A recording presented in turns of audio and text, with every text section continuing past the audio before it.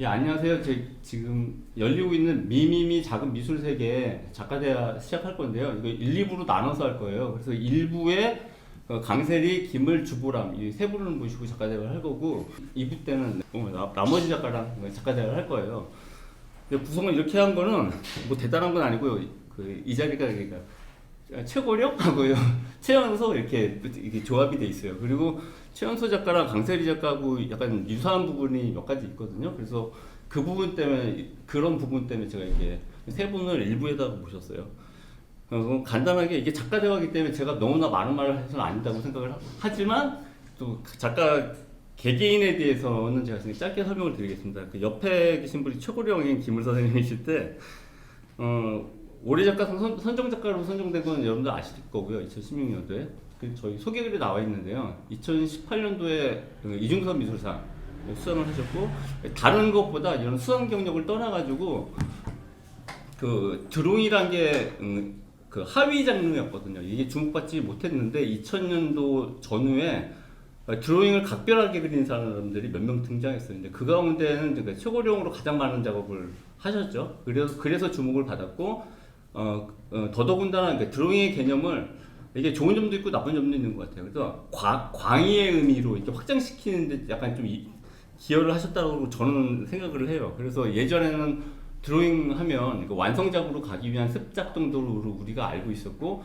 어찌됐건 하위 장르였죠. 근데 그 입체 작품으로 입체 작품을 드로잉으로 말한다거나 이런 일은 없었거든요. 미디어 작업도 마찬가지고. 근데 그 이후에 여러 드로잉 전시 가운데 미디어 작업이나 그냥 입체 작업은 김블 선생님이 이미 하셨고요. 그래서 그 작업까지 드로잉으로 묶는 전시들이 열렸어요. 금호미술관에서도 열리고 그런 점이 일단 있고요. 그리고 작년에는 OCI에서 그 기물파손죄라고 해서 그 본인 이름을 이렇게 집어넣은 거죠. 그래서 우리가 흔히 보는 형법상에 알고 있는 기물파손죄를 그러니까 동의어로 이렇게 사용을 하셨거든요.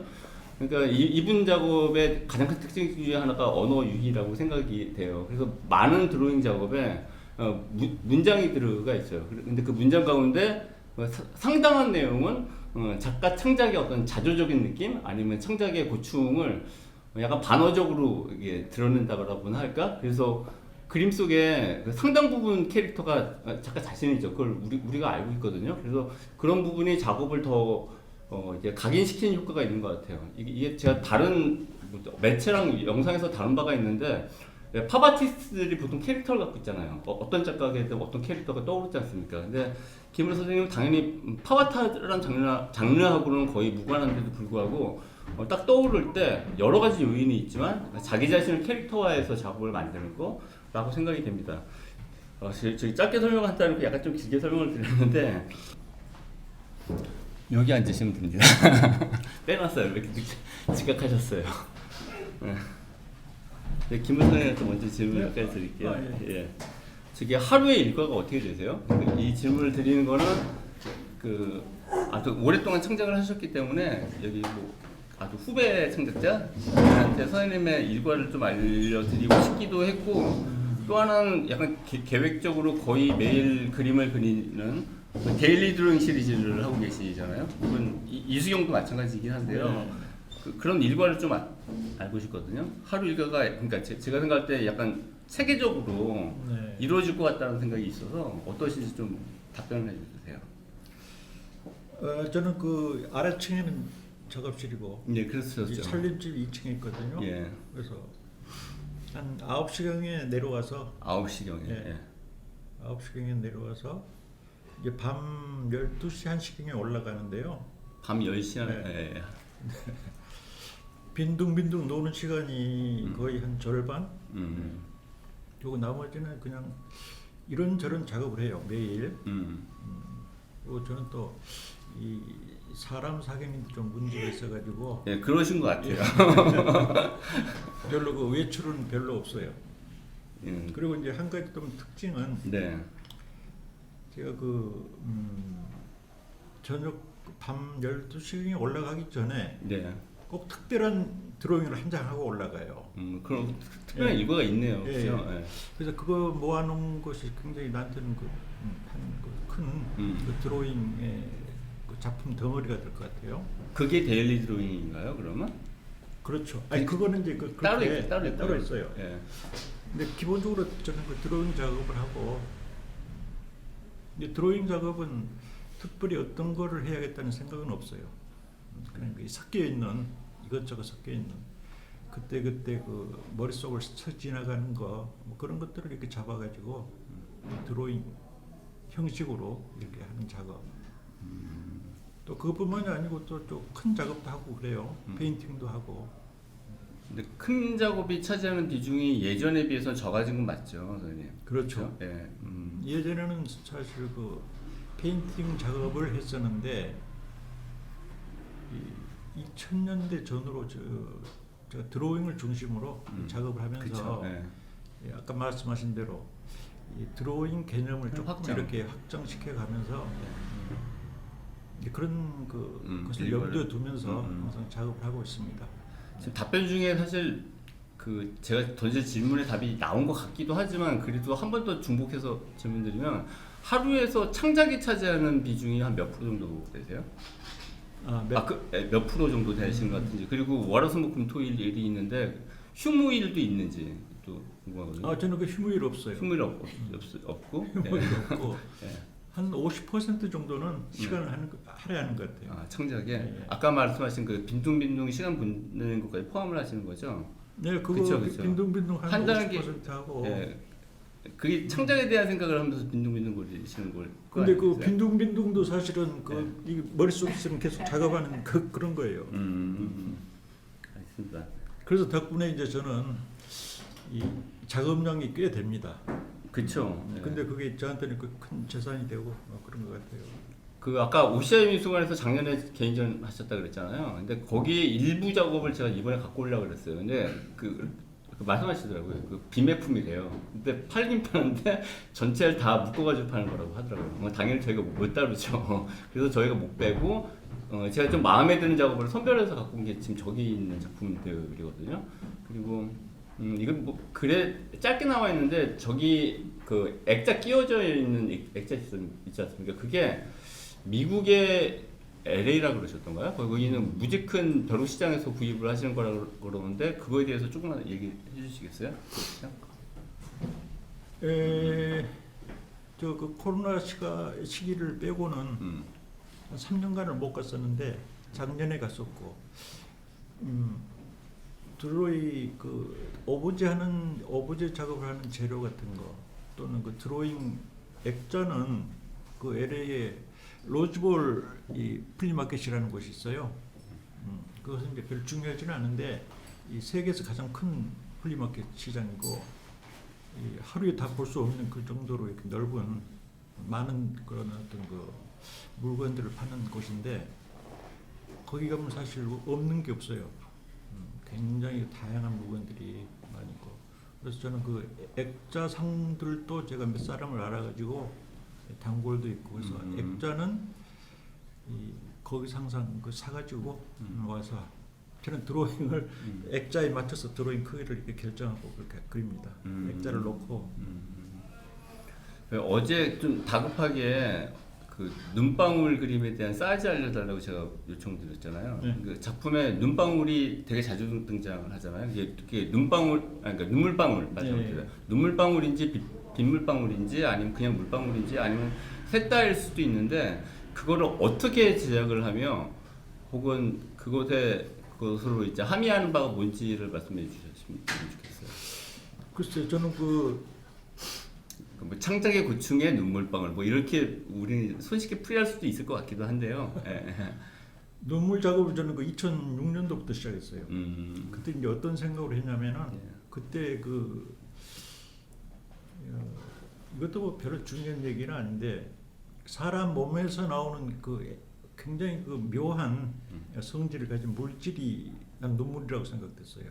물질하고 두 가지 정액하고 두 가지 그런 물질을 가지고 이런저런 작업을 해봤는데 그 눈물은 그 슬픈 눈물이 아니고 그냥 그 이 삶에 대한 어떤 그 참 묘한 많은 어떤 이야기를 가지고 있고 그 감성적으로 상당히 어떤 그 묘한 감성을 이렇게 일으키는 아직 저도 해석을 못 하고 있는데 예. 그런 묘한 뭐가 있더라고요. 그래서 그 거기에 대한 그 생각으로 항상 눈물을 작업을 많이 하는데 눈물을 저는 제가 만들어요 이렇게 아, 스컬피로. 아 스컬피를 만드시는 예, 거예요? 스컬피를 만들 스컬피를 때- 만든 작가 여기 또 있는데. 근데 이걸 예. 내가 하기가 싫어서 예. 이거 굉장히 그 지난한 작업을 예, 그러니까요. 만들어서 그또 내가 가르쳤던 제자들 와서 만들라고 몇 번을 시도해봤는데 잘 안 만들어져. 그걸 만드는 사람이 없더라고. 음. 그래서 나는 필요하면 항상 제가 이걸 만들어요. 근데 그걸 만들 때는 굉장히 처량해요. 근데 그러니까 그거는 벼룩 시장에서 구입한 재료로 만든 건 아니시고요. 아니죠. 그죠? 예. 스커피는 많이 있으니까. 많이 있으니까. 예. 그리고 이 질문이 나왔을 법해가지고 찾아봤는데 질문이 없는 것 같아서 대표 조상 가운데 자기 개인 캐릭터도 있지만 또 굉장히 자주 나오는 게 해골, 죽음, 하구의 작가의 대면의 모습이거든요. 그건 어떻게 풀이하는 게 괜찮을까요? 꼭 정답까지는 아니더라도 단서라도 말씀해 주시면 괜찮을 것 같아요. 왜냐면 저도 이게 죽음에 대한 관심이 굉장히 커졌거든요. 한 몇 년 사이에. 예. 저는 이제 그 삶하고 죽음하고 그 거의 같다고 봐요. 오히려 저는 그 죽음이 더 이렇게 관심이 가고 더 어떤 그 느낌이 맞는 그런 생각을 하고 있거든요. 그래서 삶, 죽음 저는 똑같이 다가옵니다. 같은 그 양으로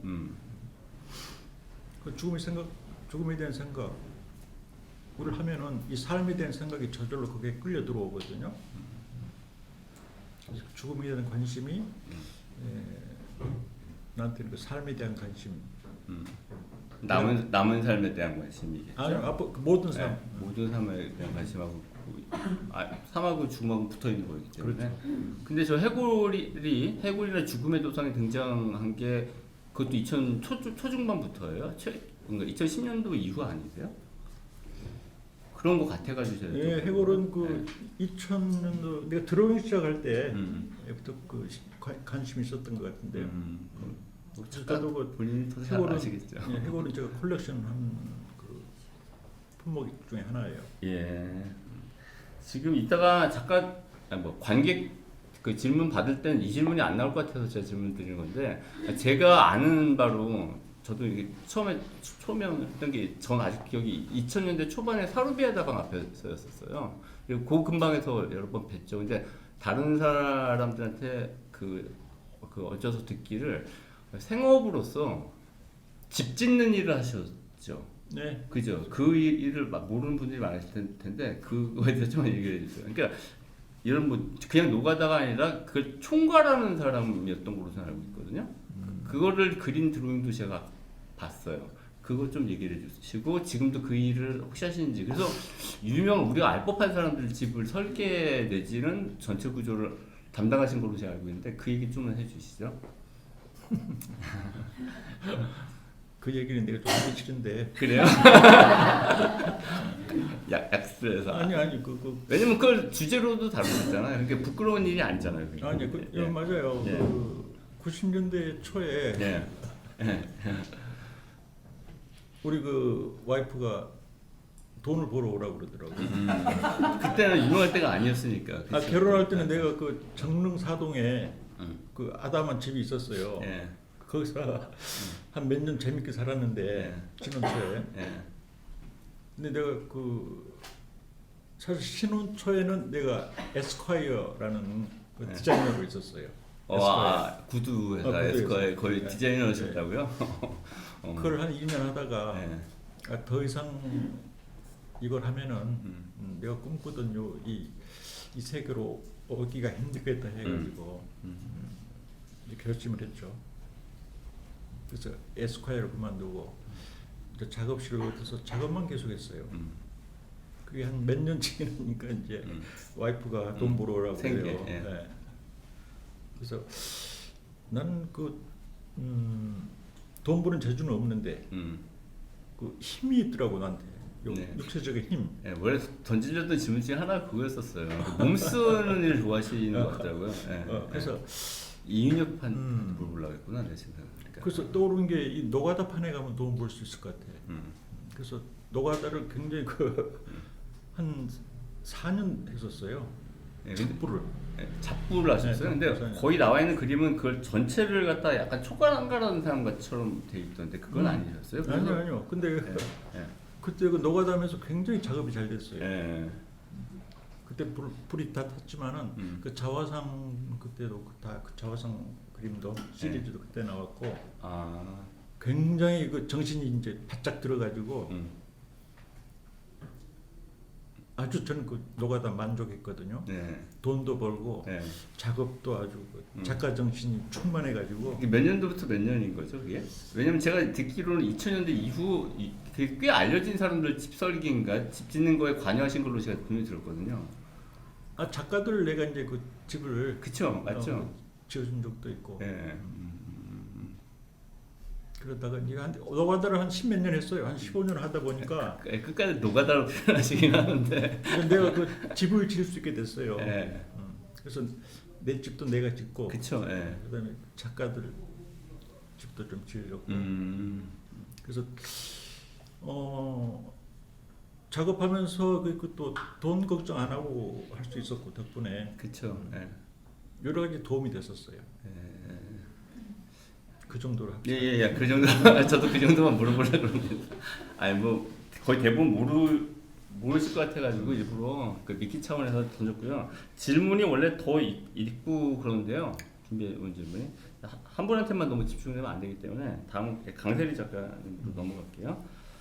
강세리 작가님 같은 경우는 화면을 구성하는 최소 단위를 부각시켜가지고 미적 효과를 드러낸 점에서 이 자금이라는 맥락하고 같아가지고 저희가 초대한 경우에 해당되고 모자이크 작업을 하잖아요. 근데 이건 뭐 영상에서 이미 한 서너 번 반복된 내용인데 모자이크 작업을 하는 현대 작가가 어디엔가 아마 있긴 있겠지만 적어도 동시대 한국에서 찾기는 어렵기 때문에 초대한 케이스고 원래 질문할 게 많지가 않아요. 왜냐면 저희하고 인터뷰 및 영상 녹음을 이미 2차례를 저랑 같이 한 적이 있거든요. 그래서 그 영상 내용이 이미 있어서 그렇다고 또 질문을 안 할 수는 없잖아요. 그래서 저는 그래도 약간 좀 자부하는 게 아팅에서 그래도 발견한 작가라고 해당되는 작가분이 한 두세 명이 있어요. 근데 그 중에 한 분에 해당돼요. 그리고 지금 여기 사람들 모이기 전에 다른 어떤 미술 잡지를 하나 보고 있었는데 그 어느 때부터 미술 시장이 급부상해서 그러니까 잘 팔리는 작업, 제가 막 활동했던 2000년대 초반하고는 달리 잘 팔리는 작업에 대한 집중도가 더 높아진 건 거의 틀림없어요. 2010년도 이후 같아요. 제 기억에. 이 말씀을 드린 거는 구매에 대한 수요가 높은 거랑 그러니까 작업의 완성도가 높은 게 일치하지는 않을 거 아닙니까? 근데 대체로 일치는 해요. 그러니까 완성도는 떨어지는데 잘 팔린 작품도 있어요. 근데 제가 이미 말씀드린 거는 그냥 좀 자랑하려고. 우리 전시장에서 총 5번 전시를 한 걸로 전 기억을 하는데 그 가운데 매입자를 만나지 않은 적이 한 번도 없었어요. 언제나 원하는 사람이 생기더라고요. 그만큼 자기 작업 세계가 있는 케이스라고 생각이 돼서 이 말씀을 드리고 뭐 이거는 저 앞서 영상에서도 이미 언급된 바 있지만 여기 청중들은 듣지 못하셨을 테니까 작업을 저 뒤에 있는 작업이 강세리 작가 작업이잖아요. 밑그림 없이 시작을 합니다. 그 밑그림 없이 시작을 하게 되면 완성될 최종 모습에 대한 그 프로필도 안 뜨나요? 그게 좀 궁금하고요. 밑그림 없이 작업하는 거의 효과가 어떤 거라고 생각하시는지 작가 본인의 입으로 한번 답변해 주시면 좋을 것 같아요. 작업을 그 전에도 말씀을 드렸는데 완전히 그 구상이 없이 하지는 그쵸. 않고 20% 정도, 10%, 20% 정도 생각을 하고 들어가는데 이렇게 작업 진행해가는 과정에서 그림이 보여요, 점점. 그래서 어느 그 중간 과정쯤에서 어떤 이제 형상이 나올 것이다가 보이기 시작해서 어느 정도는 이제 생각을 하고 가게 되는 것 같아요. 그리고 밑그림 없이 하는 작업은 제가 그 작은 점들로 모자이크 형식으로 하는 방식이랑 되게 잘 맞아요. 그러니까 이 점이 병치되면서 선이 될 수도 있고 면이 될 수도 있고 점이기도 하고 선이기도 하고 면이기도 하고 이게 변형이 얼마든지 가능하기 때문에 이 진행 과정에서 방향을 바꾼다거나 변화를 준다거나 아니면 과정에서 생각이 달라졌을 때 수정을 하는 것도 이게 지울 수는 없지만 이게 점 하나하나가 움직이기 때문에 그 형상을 이렇게 수정하는 것도 가능하고 그러니까 이게 살아있는 것 같은 느낌이거든요. 작업하는 과정이. 그렇습니다. 이건 이따가 뭐 주보람 작가한테도 해당되는 얘기인데, 그러니까 아무튼 두 분은 미술대학을 나왔으니까요. 그러니까 뭐 기본적인 조형 감각은 아마 있기 때문에 그것도 가능한 거겠지만 작업을 봤을 때 오는 첫 번째 느낌 중에 하나가 그 감각적인 색채 선택이라고 생각이 돼요. 근데 특히 즉흥적으로 작업을 하는 게 저도 8알 이상의 즉흥적으로 작업을 하기 때문에 그런 느낌은 어떻게 설명될 수 있을까요? 그러니까 저렇게 색이 무작위적으로 선택이 그래도 중간중간에 떠올라서 색을 골라가지고 찍을 거 아닙니까? 네. 그런 색채 선택에 대한 느낌, 그때의 경험을 좀 설명을 해주셔도 좋을 것 같아요. 그러니까 순전히 저희 느낌인데 그냥 제가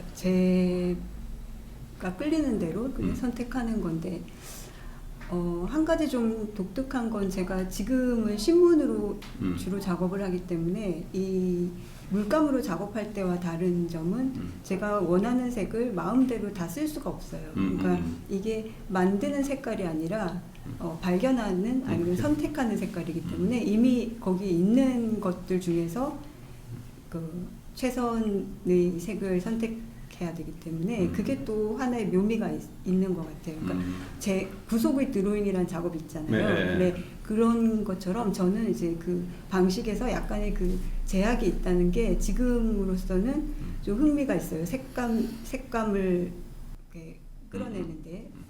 지금 말하는 구속의 드로잉이 매튜반이 말씀하신 거 맞죠? 네. 구속의 드로잉이라고 완전 제약된 상황에서 뭘 그리게 하는 퍼포먼스 작업이 있어요. 미국 작가 가운데. 그리고 저는 아까 말씀드렸던 것처럼 이미 질문을 여러 번 드렸기 때문에 이따가 그 얘기를 다른 청중 질문을 받기로 하고, 그래서 한 가지만 더 물어볼게요. 2020년도에 우리 전시장에서 처음 전시를 했잖아요. 그때부터 지금 2023년도가 됐는데 작년부터인가 그 작업의 방식이나 재료의 변화가 있었지 않습니까? 꽤 세련되게 딱 마감이 되는데 그 변화가 만드는 묘미나 아니면 그때의 경험 아니 그 변화를 묘하게 됐던 계기, 그거에 대해서 답변해 주시면 좋을 것 같아요. 그러니까 처음 작업을 했던 건 제가 잠깐만. 처음에는 그냥 종이에다가 아주 밀도 있게 유기체처럼 화면 가득 채우는 작업이 많았어요. 아닌 경우도 물론 있었지만, 그러니까 저희가 구입한 거는 파인 작업 가운데 그런 게 많았는데, 나중에 특히 최근 작업은 여백이 많아졌거든요. 뭐 그런 부분에 대한 의견 듣고 싶어서. 네. 그 처음 저런 작업을 시작했을 때는 환경적인 요인으로 어쩔 수 없는 가장 저한테 가장 적합한 방식을 선택한 거였고, 그때 이제 외국에 있을 때였는데 저희 남편이 레지던시 프로그램을 가게 돼서 같이 갔을 때인데 제가 그 회화 작업을 하기는 좀 힘들었고 재료 때문에 그리고 이제 늘 다니던 길에서 쌓여 있는 그 타블로이드 전단 신문을 봤어요. 그리고 그걸로 저게 저렇게 많은데 늘 버려지고 쌓여 있고 저걸로 작업을 하면 좋을 텐데 이렇게 이제 시작하게 된 건데 그때의 이제 생각으로는 그 이제 이 디지털 시대에서 의미가 별로 없어 보이는 신문이라는 이제 매체, 그게 이제 정보 전달이라는 그 기능을 빼면 뭐가 남을까? 그리고 저게 이제 그래서 그거를 완전히 분쇄를 해서 이렇게 믹서에 간 것처럼 가루로 만들어서 고스란히 다시 그 형태 그대로 그 재현을 해보자. 그렇게 이제 제가 이렇게 나름의 룰을 정하고 했던 작업이에요. 그래서 그냥 그 룰대로만 했던 작업이라서 거의가 화면에 꽉 차는 면이 되어서 나왔던 작업이고, 그 이후에 한국에 와서는 이제 제가 좀 더 자유롭게 작업을 하게 된 거죠. 이 매체가 제 흥미가 있었어요. 근데 이제 이걸 물감 대신 이걸 사용한다고 생각을 하고, 다양한 방식으로 조금 더 자유롭게 그림 그리듯이도 하고. 그러니까 지금 그 답변이 제가 질문드렸던 작업 양상의 변화의 이유가 되겠네요. 그러니까 네. 예전엔 제약된 상황이었는데 지금 그렇지 않기 때문에 저는 여백도 두고 네. 그렇게 우리가 이해하면 되는 하는 거죠. 과정에서 그 매체와 방식의 흥미를 여러 가지 흥미를 제가 또 재발견을 한 거죠. 그래서 네. 방식이 좀 바뀌어간 것 같아요. 예, 답변이 된 것 같습니다. 그 강세 작가에 대한 질문은 여기까지 하고 있다 청중 질문을 받기로 하고요. 마지막으로 주보람 또 간단하게 소개를 할게요. 아까부터 약간 장난적으로 얘기했지만 초대된 작가 가운데 최연소고요. 김물 선생님하고 40년 차이가 납니다. 그리고 저하고는 일면이 전혀 없었어요.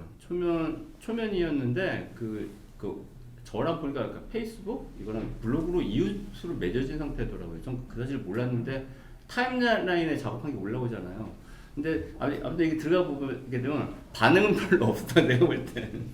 근데 저는 작업이 좀 독창적, 그러니까 그 나이 또래 나이는 당시 몰랐지만 젊은 사람인 건 틀림없고 그래서 특이하다고 생각을 했죠. 아까 말씀드린 색 선택의 문제라든지 아니면 그냥 기본 도형 내지는 즉흥적으로 만들어진 아무튼 그런 색실선의 총합으로 이미지를 내놓는 게 전에 보지 못한 어딘가 누군가 했을런지 모르겠지만 저는 전에 보지 못했던 그래서 아까 강세리 작가님이랑 같이 묶이는 부분도 있다라고 생각된 게 이런 부분을 한번 이렇게 소개를 하면 좋겠다는 생각이 들어서 연락을 했고 흔쾌히 전시에 참여하고 싶다는 답변을 받아가지고 전시를 하게 된 겁니다. 그래서 산 위의 태양 내진 달, 그죠?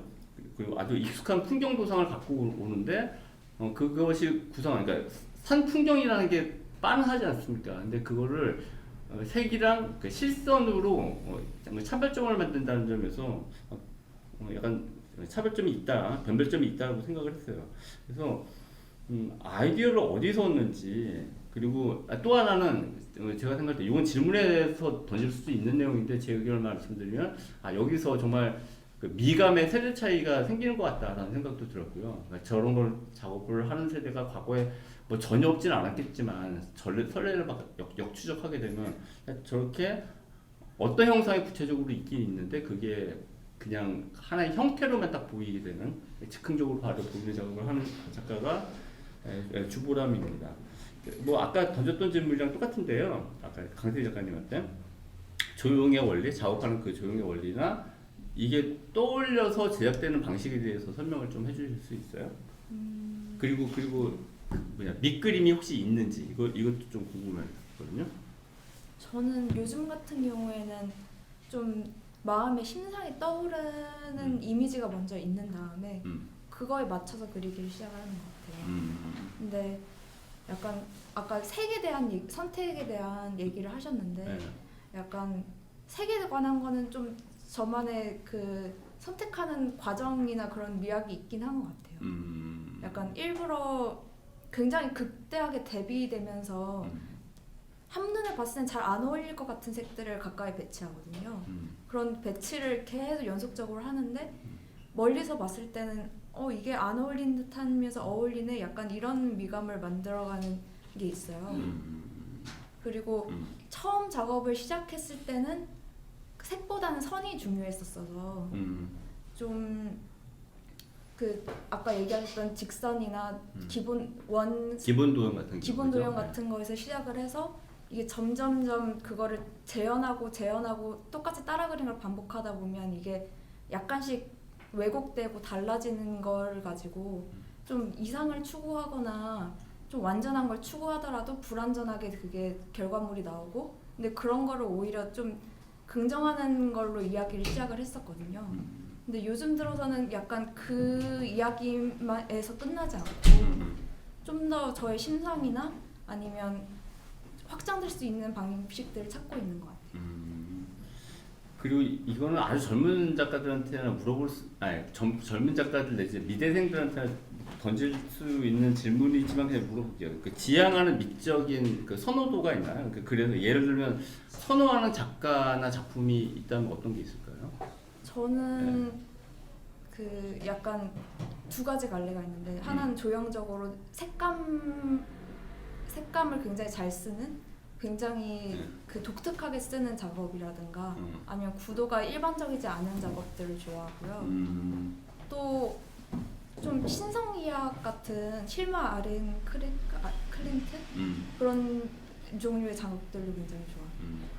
그래도 조금 더 알아듣기 쉽게 그 사람 말고 우리가 알 법한 작가들이 또 없을까요? 좋아하는 작가가 하는데 우리나라하고 외국이가?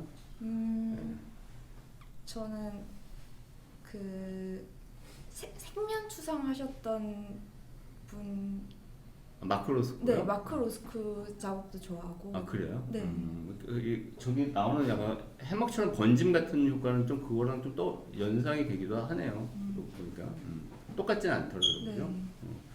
그분은 좀 더 많이 색이 섞이죠. 그리고 네. 단색 쪽에 가깝고 사실, 그죠? 저기 그 여기 아무튼 그 미대 졸업을 2020년도에 했지 않습니까, 그죠? 네. 그래서 지금 창작을 막 하려는 사람, 막 혹은 미대생도 있기 때문에 이런 질문도 던지는 건데요. 이게 그 뭡니까, 저희 작가 소개하는 맨 마지막 줄에 있어요. 그러니까 처음 만난 날 제가 창작을 하면서 살고 싶냐고 물어봤어요. 근데 네 이렇게 답을 하더라고요. 거기 뭐 아니오라고 답할 사람이 어디 있겠어요. 근데 그 의연함이 그냥 좀 자신만만하게 들려가지고 또 선택을 하게 된 겁니다. 물론 그렇게 아니오라고 답을 할 수도 없었겠죠. 근데 이 질문을 던지지 않았어도 선택은 됐겠지만 그래서 원래 물어보려는 게 이거였네. 왜냐면 창작이 본인한테 갖는 의미는 어떤 거라고 할 수 있을까요? 꼭 뭐 거창하게 답변하지 않더라도 창작을 하면서 살고 싶다고 답변했지 않습니까? 그죠? 그 주변에 미술하는 친구들이 많지 않다고도 저한테 얘기를 했고, 그렇죠? 창작이 본인한테 갖는 의미가 어떤 게 있죠? 일단 제가 가장 행복할 때, 가장 그 삶의 질이 높아지고, 가장 그 보람을 느끼고 할 때가 창작을 할 때인 것 같아요. 제가 원하던 느낌이 이미지가 딱 구현이 됐을 때, 혹은 그거 이상의 것이 나왔을 때, 그때 굉장한 쾌감이 느껴지거든요. 그래서 저는 얼마 전에 다른 분이 저한테 만약에 초능력을 갖고 싶다면 어떤 능력을 갖고 싶냐라고 질문을 했는데, 생각을 해보니까 갖고 싶은 능력이 없는 거예요. 왜냐하면 제가 이미 충분한 행복을 거기서 느끼기 때문에. 창작이로만? 네. 그 정도예요? 네. 이 정도면 대단한 거네요. 그죠? 데일리 드로잉을 능가하는 마음가짐인데요. 그죠? 질문하실 분. 저희 요 앞에서 전시했던 작가고요. 조구라는 특이한 예명을 갖고 있는 작가예요. 저는 김을 작가님한테 질문을 드리고 싶은데요. 제가 작가들한테 만나고 싶어 하는 사람이 있다 그랬죠? 그 작가로서 많은 거를 이루어내셨는데 지금 창작가로서 어떤 고민을 갖고 있으신지 그게 궁금했어요. 어떤 뭐요? 창작가로서 고민이 있다면 어떤 게 있을까? 고민? 예.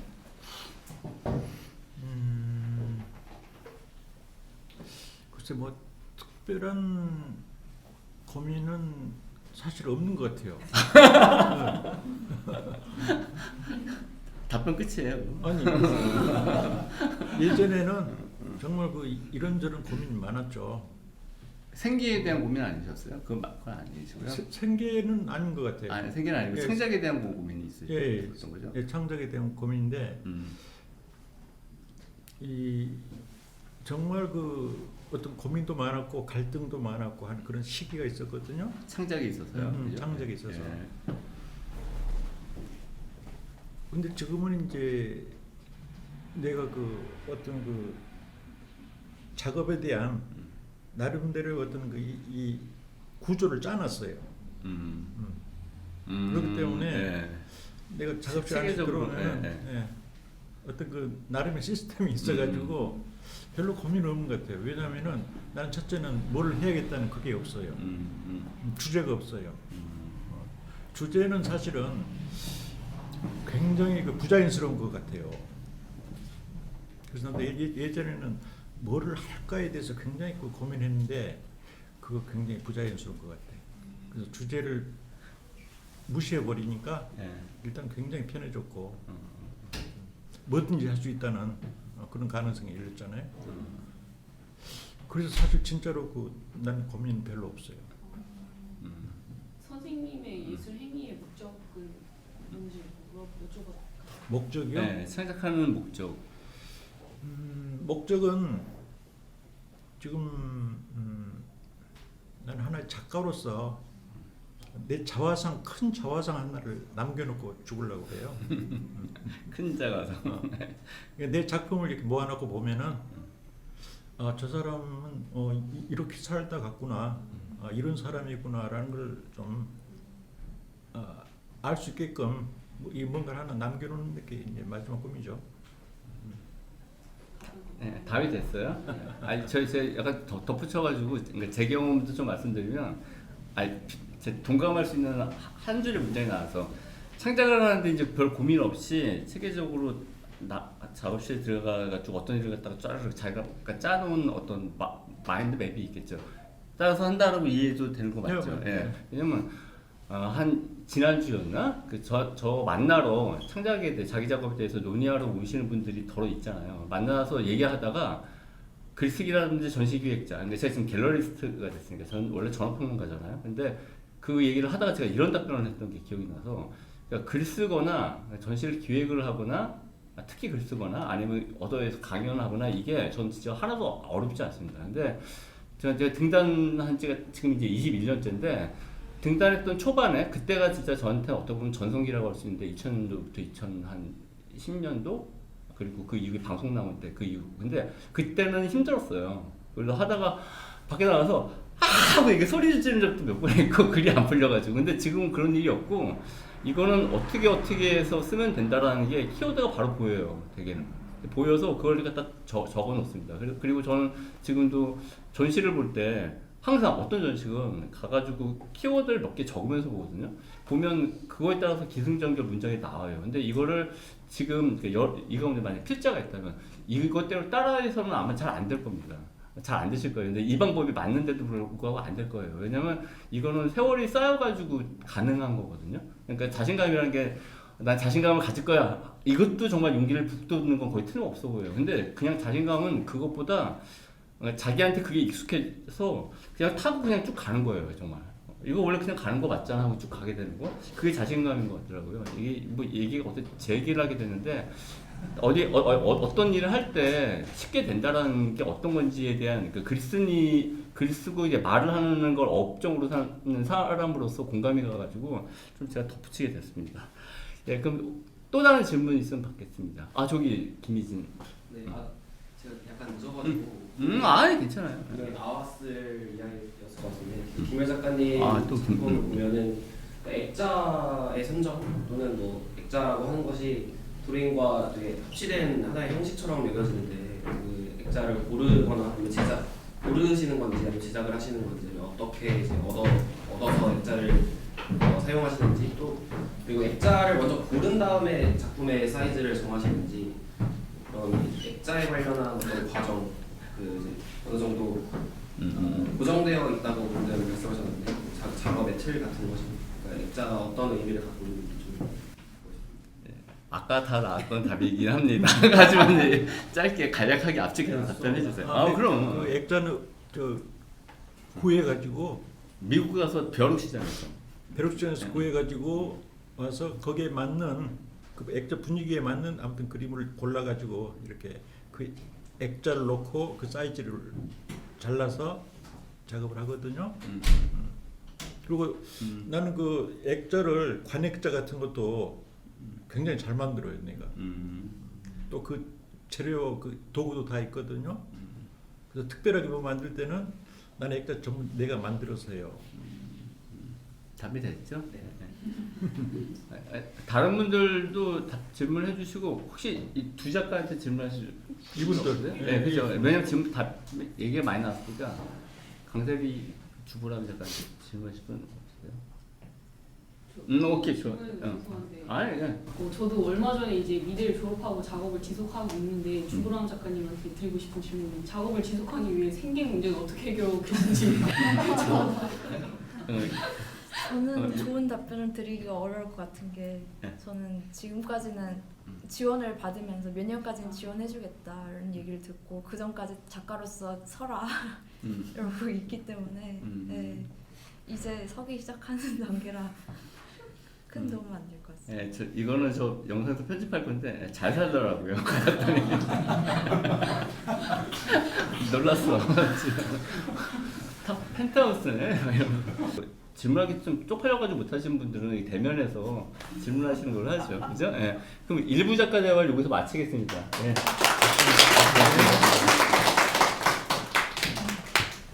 저기 2부 바로 시작할 거예요. 안 쉬고 바로. 그러니까 화장실 갔다 오고 싶으면 여기 화장실 있으니까 가시고요.